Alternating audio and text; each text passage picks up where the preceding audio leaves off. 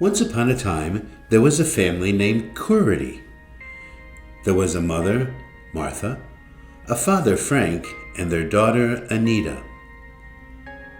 The family had saved up for years to buy a home and had just moved into a small but cozy house 4 weeks before Christmas. Every Christmas, the Curity family had a tradition of assembling their nativity scene in their living room a week before Christmas Eve. Unfortunately, the night they began to put the nativity set together, they realized something was wrong. The baby Jesus statue was nowhere to be found. They frantically looked all through the boxes where the nativity set was stored, but they could not find the baby Jesus anywhere. Anita was crestfallen, but the next morning everybody got up to go to school and to go to work. That afternoon, when little Anita was walking home from school, she noticed an elderly woman wheezing and exhausted, dragging garbage bags out to the curb for trash pickup day. Anita walked over to her and said, "Please, ma'am, let me help you." And she gently took hold of the heavy bag and began dragging it out to the curb. When she was done, the elderly woman took Anita's hand in hers and said, "Young lady, this is one of the most heartfelt things anyone has ever done for me. Please, take this little charm as a sign of my appreciation." Anita was very touched and carefully put the charm into her pocket. Later that day, her mother, Martha, was scheduled to get her hair done. She had been waiting for this for a long time.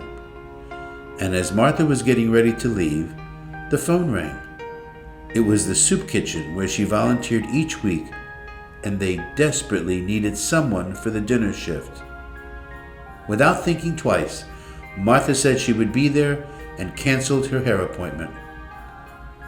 She arrived at the soup kitchen and went right to work and spent until late that evening helping to feed the desperate homeless who came for their dinner.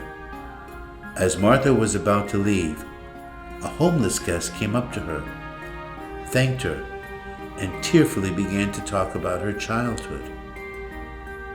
The two women spoke tenderly for many minutes, and as Martha turned to leave, the homeless woman handed her a weathered cross on a chain. Martha tried to refuse the generous gift, but the woman insisted, "Please, keep it. You are doing the Lord's work." The following evening, Frank Curity was stopping by the restaurant where he waited on tables to pick up his paycheck. And there he found a waitress hiding in the back room, sobbing. Her daughter was in the school play, and because she was scheduled to work that night, she would miss her daughter's nativity performance. Frank handed her a tissue and told her, Go to the play and be proud of your daughter." Frank would take her place at work that night. The next day he was greeted with a wonderfully happy mother, handing him a picture of a little girl with angel wings and a halo, proudly standing at the crib in her school Christmas show. Later that week on Christmas Eve, the Curity family sat in their living room, staring at the beautiful nativity scene they had created, but yet very sad because the baby Jesus was not there. As they gazed at the empty manger, Anita suddenly jumped up from the couch and ran to her room. She returned with a grin, carrying the little gift that had been given to her because of the good deed she had done for the elderly woman. Very gently, Anita placed the little heart charm on the straw in the empty manger. Frank got up from the couch and walked over to the closet and reached into his coat pocket and took out the photo of the little girl and gently placed it at the head of the manger, while Martha picked up her new friend's cross and placed it inside the manger with great care. The family stood there together, looking at the beautiful nativity scene in a new way. Hugging his wife and his daughter, Frank said, "You know, while we were looking for the baby Jesus in all these boxes, he came into our lives through all these others whom we helped. We may not have the statue of the baby Jesus here in this manger tonight, but he is in our hearts and in our lives because we have loved others who needed us."